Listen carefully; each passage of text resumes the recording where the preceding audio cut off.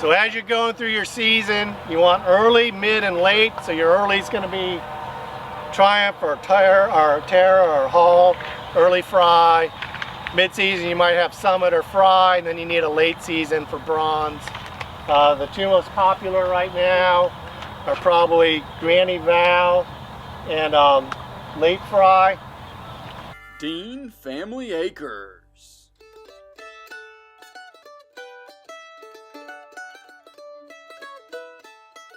Two years ago, we had a wonderful experience of driving down to Tifton, Georgia, and seeing the test vineyard there. This year, we were invited again, as this is a biannual event, and hopefully you will enjoy our time that we got to fellowship with other muscadine growers, as well as Dr. Connor giving a wonderful tour and presentation, as well as meeting Laura Louder, who is the extension viticulturist, and she actually gave a nice presentation as well, and we also were able to do some interviews. So hopefully, again, you guys enjoy the trip this year. I know we most certainly did, and we were able to taste many more varieties and heard some updated news on some of our favorites as well. Hope you guys enjoy.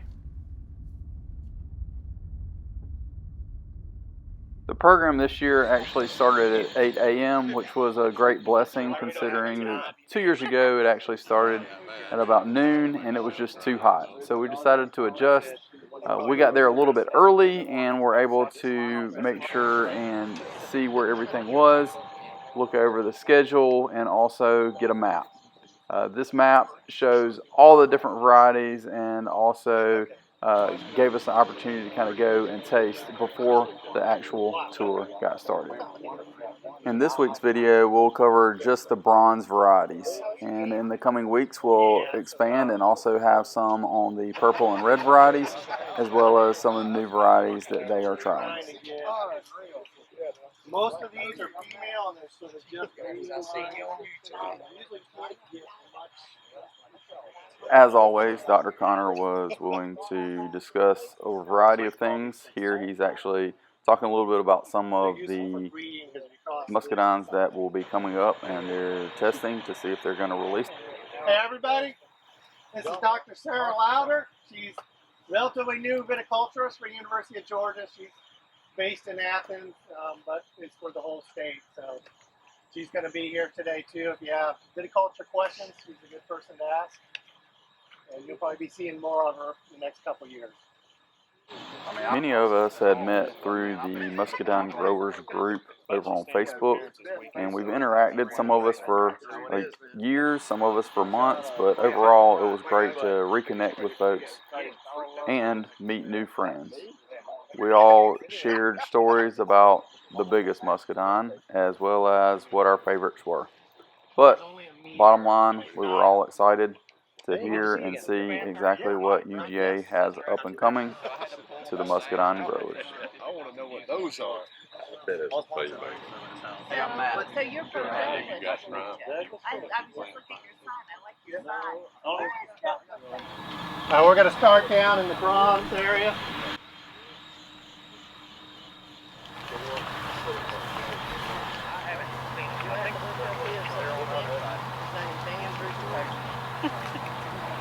This is the original Scuppernong muscadine. It was discovered very early on and it became popularized. It was by far the most planted muscadine for a couple hundred years, and that's because it's bronze, whereas pretty much every other wild muscadine will be black. They like the bronze because if you made juice and wine from it, it had a much better color that lasted longer than the black ones. It was also fairly large for a wild muscadine. It became so popular that a lot of people consider all bronze types, they call them Scuppernongs. The true Scuppernong is a single cultivar that was isolated from the wild early on.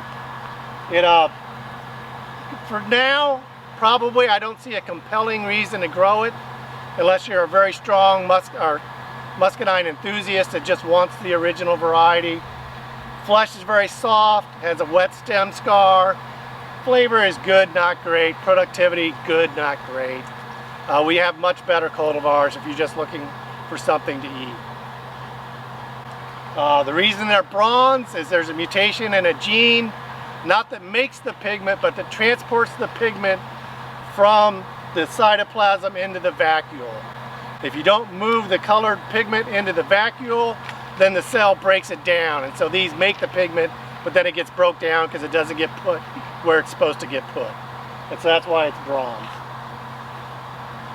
As we go through those, the next one is Higgins. Higgins is a University of Georgia release. Was quite popular in, I think, the 50s, early 60s. It was the next size bigger from Scuppernong. It was used as extensively in the breeding for things like fry were coming from Higgins. And it's just getting the size bigger. A lot of the large size is coming from the Higgins cultivar.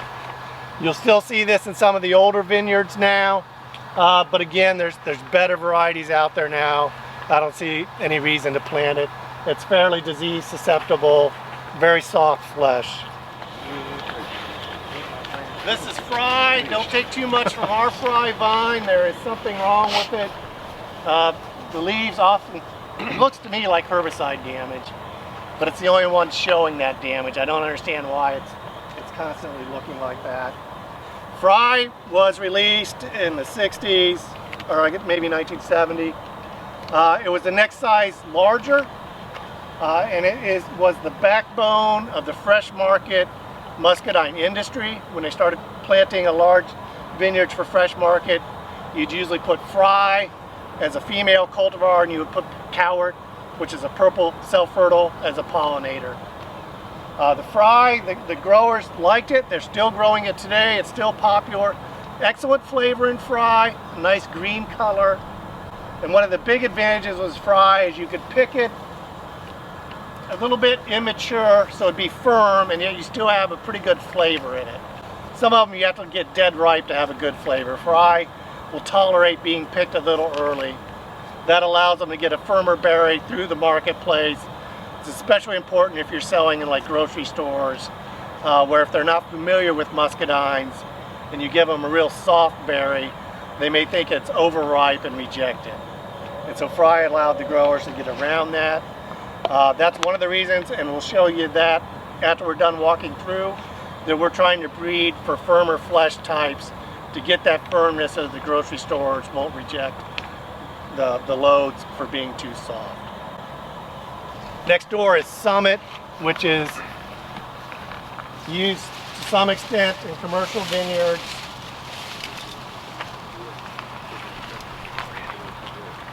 It was released to be kind of a fry replacement.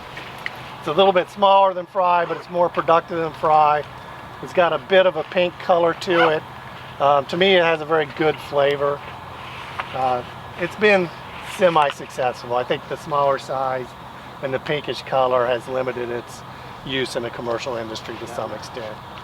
But if you wanted a good female variety that had good flavor for the mid-season, Summit's not a bad choice. This is Triumph. It's a sister seedling to Summit. It's a softer berry, fairly pink, used a little bit commercially. It's self-fertile. It's not quite as early as fall, but it's pretty early. A lot of people really like the flavor of Triumph. It's kind of the favorite of several of my technicians. Again, it's got that standard muscadine, soft flesh. What's the difference between the Isons and ours on Triumph? Just comparing to make sure it's the same? There's actually no difference. We did the DNA test. It wasn't different. The thing with Triumph is we would see Triumph sometimes and it'd have a big golden berry, which is fairly firm. And other times we'd see it and it had this smaller pinkish berry and was fairly soft. And we thought there was two Triumph in the industry. It doesn't appear that there is. It appears that it's crop load specific. So younger vines with a smaller crop load were producing a bigger berry, which seemed more firm. As the vines matured and came along, then it got to be a smaller, pinker berry. That's something we're seeing a lot in the self-fertile varieties, is we will select them and they look big, and then as the vines mature, you get in a smaller size berry over time. This is Terra, which is a seedling of progeny of Triumph. A little bigger berry, more golden color, still fairly soft. It was planted to some extent for the industry, but over time kind of got rejected because the flavor was inconsistent. Sometimes it's very good, and sometimes it kind of has an off flavor, what some people described as a dirty flavor. And I have bought from Polk Vineyard since 1972. I've bought more muscadines from them than any one single person that never resold one, I bet you. Hundreds and hundreds of cases. But anyway, because I eat a gallon a day. But many times I've went there and asked for Fry, and they sold me Terra. The commercial growers love Terra because it don't have as much fruit rot as Fry. It's more productive than Fry, and it's a beautiful muscadine in appearance. But it just ain't a tenth as good as Fry.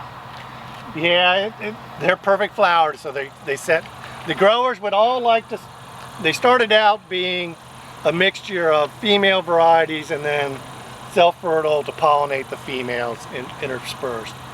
They would love to switch from female to all self-fertile because the crop load is consistent year to year on the self-fertile. The female, most varieties over time, the female at best produce 50 to 60% the amount of berries that a self-fertile does. And that's just simply because they don't get pollinated as well, but it's also because the self-fertiles are actually a mutation of a male plant. So in the wild you have female plants, you have male plants. When they crossed them originally in the breeding, they found out of a large progeny one self-fertile plant, which when you look at it genetically and for other reasons we know that it is actually a male plant which re-established the ability to produce a pistil. So that it has the female organ plus the male pollen that's viable, and that's where you got the self-fertile. The reason that's important is cluster size on the males is bigger than the females. And so because this is in all essential purposes of a male, it has a bigger cluster size. So not only are you getting better pollination, you have a bigger cluster with more flowers per cluster. And so that's why your crop load is high. Now the problem we're getting, and we'll show you that over there, is you can get too much crop, and that is a very big problem with some of these self-fertile varieties. And we'll show you down there what happens with it. This is Hall. This is one of my releases. That's Terra crossed by Fry. The idea was to get a little bit better flavor from the Fry in there and keep the good earliness of the Terra. Hall has been fairly successful for us. It's got a nice golden color. I think it's got a good flavor. In my opinion, it does better in North Georgia and North Carolina than it does in South Georgia. It's a bright color, but it can be difficult to get clean berries if you get a rainy July and August like we've had the last 2 years. You get a fair amount of ripe rot. The color's bright enough. You will see that rot if it's in there at all. We also have, you'll notice in some of these vines, we have what we think is spray damage on some of them. We'll see it over there a little more. It's a little speckling on it. You can see it on these berries, where you're seeing a little circle. It looks like a water drop on the edge. It's brown around the edge. We believe that to be spray damage. We're still trying to work out exactly where we're getting that damage. But if you're seeing some of that in the Hall, again, I think it'd be a good variety in North Georgia. It's a nice early variety and a productive vine. The other one that's used to some extent as an early variety is Early Fry. It can be a very large berry. It's past ripe now. So it can be, your traditional female variety with very large berry size, very good flavor. It's as early at least as Hall. It's been one of my favorites. The productivity is not as high as the self-fertiles, but it's a little hard for me to judge the females because we have a few females surrounded by a lot of perfect varieties, and so they're getting optimum pollination. When you get whole rows, some growers have had good yield with it, other growers it's not yielded as well as they would like. It's a little bit more bronzy, a little bit dirtier look to it than some like Hall or Terra, but very good flavor. All right, in this section, let's see on the back. Let's go around and look at Oh My, one of the seedless varieties.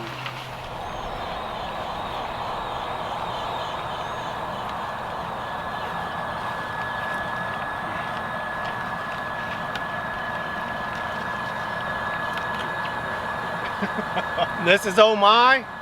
This was bred by a private breeder and it's sold by Gardens Alive. It is one of the few truly seedless Muscadine varieties. It was developed by crossing seedless vinifera to Muscadine through various back crossings, and we're able to get that seedless gene into Muscadine through traditional breeding. That's a fairly big breakthrough. We don't have any seedless genes in the Muscadine germplasm, so the ability to get it within Muscadine was a very strong breakthrough.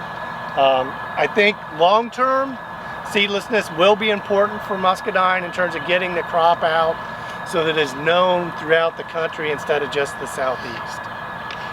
When I tell anybody I'm a grape breeder, a Muscadine breeder, invariably the first question they ask me is, do you have any seedless ones? So while Muscadine enthusiasts may not mind the seeds, the general public really does prefer to have seedless types. Berry size can be medium. In this case it's fairly small. It's self-fertile, it's productive. To me it's got a decent bronze Muscadine flavor. It's a fairly nice. I've tried some of their newer selections. They have better ones coming in. I think in the future we'll have better types of seedless to move the industry forward. And that's a good point. If you want to ever know if something's truly a Muscadine, because some of the wild grape species look like Muscadine and aren't, Muscadine always have a single unbranched tendril. A bunch grape will always have a branched tendril. So that's the easiest way to know if you got a Muscadine or a bunch grape.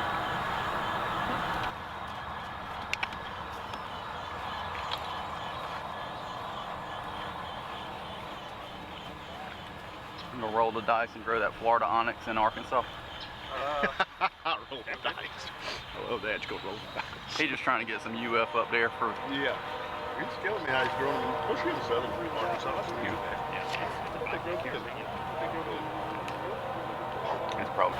So as you're going through your season, you want early, mid, and late. So your early is going to be Triumph or Terra or Hall, early Fry. Mid-season you might have Summit or Fry, and then you need a late season for bronze.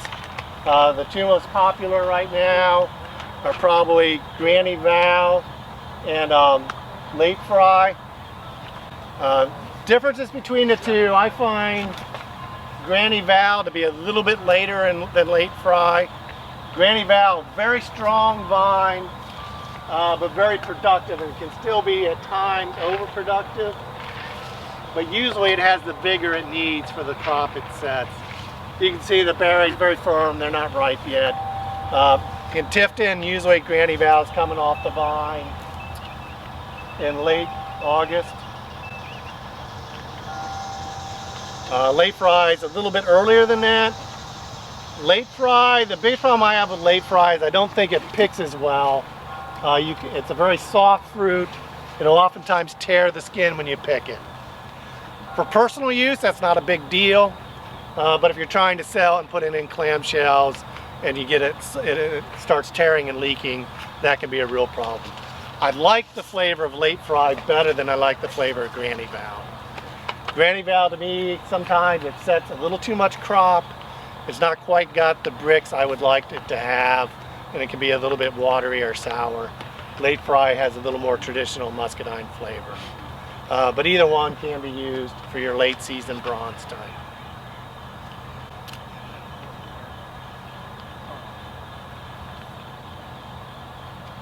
The only other one that's used a little bit is Pam. Don't skip Pam now. Come on. Pam is a female variety, but it's probably been one of the more productive female varieties we've had. It makes a large berry. It's a good bigger vine. Flavor is what I would call okay, not exceptional usually. But it has been used commercially to some extent because it is big, it's fairly pretty, it's mid to late season for us, and it's a very strong vine. So it's one you might want to consider for something like Pick Your Own. If you are going to plant just a few vines at home, I always recommend people to plant the black types over the bronze types. Unless you just absolutely like the flavor better of the bronze, and I do think the black and bronze have a slightly different flavor from each other. But the black types get much less soft rots than do the bronze types. I grow some of the black ones at home. I don't spray them at all, and we do okay with them if the raccoons leave us alone. So if you just want a few vines and you don't want to spray and you don't care about the color, definitely choose black varieties for your home vineyard.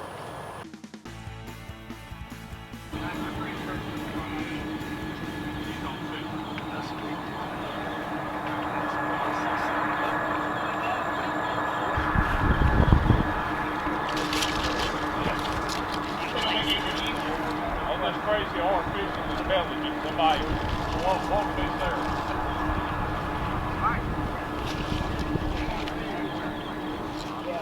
All right, guys, so I've actually found the one that I liked 2 years ago when we were here before. It's the UGA 61269. Thankfully, a fellow subscriber pointed it out while we were here. He was like, hey, isn't that the one you like? And I was like, I thought it was a little further up. And sure enough, I tasted it. Man, it is a mouthful, pretty much nothing but juice. It's absolutely incredible. So maybe they'll release this one day, who knows.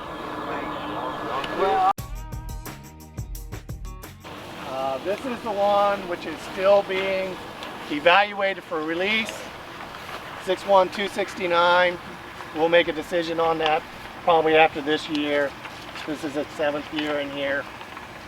What we're hoping for out of this is a self-fertile large cultivar. Could maybe take the place of Fry in the mid-season bronze market. The size has been pretty good on it. For a bronze, we've had fairly good disease resistance. The vine vigor has held up over time. So that's what we're evaluating now. So we'll get, this year we'll get the last of our yield data and quality data, compare it with the standards, and then make a decision on release on this one. All right, guys, so we're here at Tifton, Georgia, and we're about to wrap things up. This is the absolute best event you can come to in the country if you are looking for information about muscadines and you want to talk to professionals.